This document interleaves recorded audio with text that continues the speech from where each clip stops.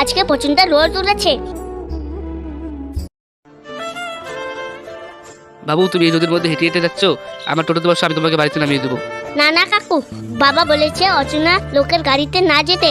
না না, কিচ্ছু হবে না, আমি তোমার বাড়ির পাশ দিয়ে যাবো, আমি তোমাকে নামিয়ে দেবো। বাবা তো এখনো আসলো না, বরং আমি এই টোটোতে চলে যাই।